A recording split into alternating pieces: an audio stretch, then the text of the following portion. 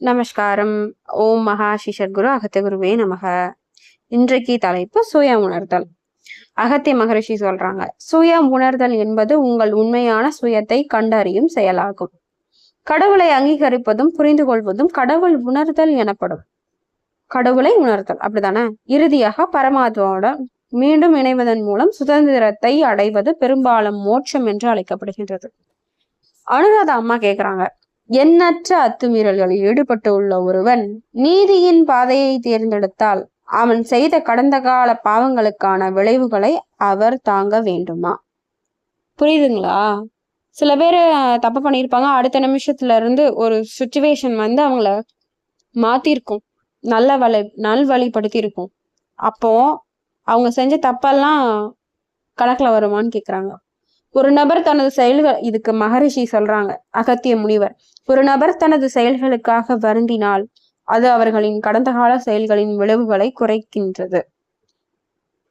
அந்த செயல்களை மீண்டும் செய்வதை தவிர்த்தால் அதிகமான எதிர்மறை விளைவுகள் அகற்றப்படும். நல்ல செயல்களை செய்வதும் நேர்மறையாக சிந்திப்பதும் முந்தைய செயல்களால் ஏற்பட்ட தீங்கை ஈடு செய்ய உதவும். எவ்வளவு பெரிய மனிதனாக இருந்தாலும் அவன் செய்த பாவங்களுக்காக அவன் கஷ்டப்பட வேண்டும் என்று புராணங்களில் பல கதைகள் உள்ளன. அகல்யாவின் சாபம் மற்றும் இந்திரனின் தண்டனையை போன்ற தங்கள் தவறுகளுக்காக மிகவும் மதிக்கப்படும் நபர்கள் கூட விளைவுகளை எதிர்கொள்ளும் கதைகள் புராணங்களில் உள்ளன. கடவுள்கள் கூட தங்கள் செயல்களின் விளைவுகளை எதிர்கொள்வதில் விதிவிலக்கல்ல என்பதை இந்த கதைகள் காட்டுகின்றன. அடுத்த கேள்வி கேட்கிறாங்க அம்மா, அனுராதா அம்மா, எந்த விதத்தில் பூஜைகள் பாவங்களை போக்க உதவுகின்றன? நேர்மறையற்ற வழிகளில் செல்வத்தை பெற்ற ஒருவர் அதில் ஒரு பகுதியை திருமலை கோவிலுக்கு தானமாக வழங்குவது இந்த நாட்களில் வழக்கமாகிவிட்டது. அவர்களின் செயல்களுக்காக அவர்கள் உண்மையிலேயே மன்னிக்கப்படுகிறார்கள் என்று நீங்கள் நம்புகிறீர்களா? அவர்கள் மன்னிக்கப்பட்டதாக நம்பலாம், ஆனால் அவர்கள் அதே பாவ நடத்தையில் தொடர்ந்து ஈடுபடுகிறார்கள். அதற்கு பதிலாக அவர் லஞ்சம் வாங்குவதை நிறுத்திவிட்டு அதிகப்படியான செல்வத்தை ஏழைகளுக்கு பங்கிட்டு கொடுத்திருந்தால் அவர் மன்னிப்புக்கு தகுதி உடையவராக இருந்திருக்கலாம். இந்த நிகழ்வு பொதுவாக உருமாற்றம் என்று குறிப்பிடப்படுகின்றது. சமீபத்தில் உங்கள் குடும்பத்தில் இப்படி ஒரு பாவப்பட்ட நபரை என் மகனால், அதாவது கஜராஜ சுவாமிகள், மாற்ற முடிந்ததில் மகிழ்ச்சி அடைகின்றேன். ஒரு தெய்வத்திற்கு கண்மூடித்தனமாக லஞ்சம் வழங்குவது, நடைமுறையில் பங்கேற்பது ஒரு பாவ செயல்களாக கருதப்படுகின்றது. இத்தகைய நடத்தை கடவுள்களால் விரும்பப்படுவதில்லை.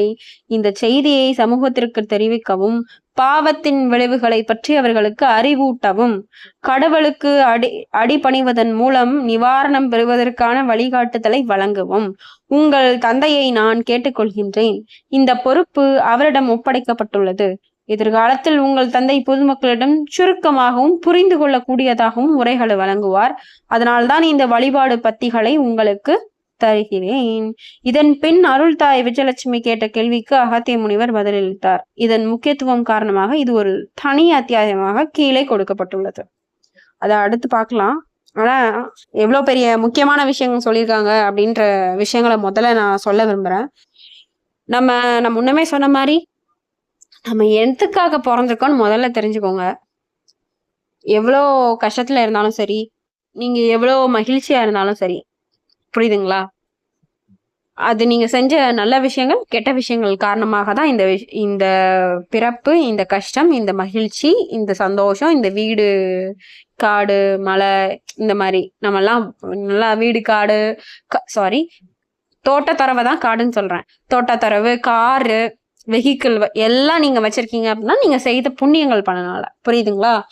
அதனால பாவம் பண்ணிட்டு இருக்கவங்க கொஞ்சம் மனம் திரும்பினா என்ன விளைவுன்னு அனுராதா அம்மா கேட்டோன்னா ஐயா சொன்னது ஒண்ணுதான்.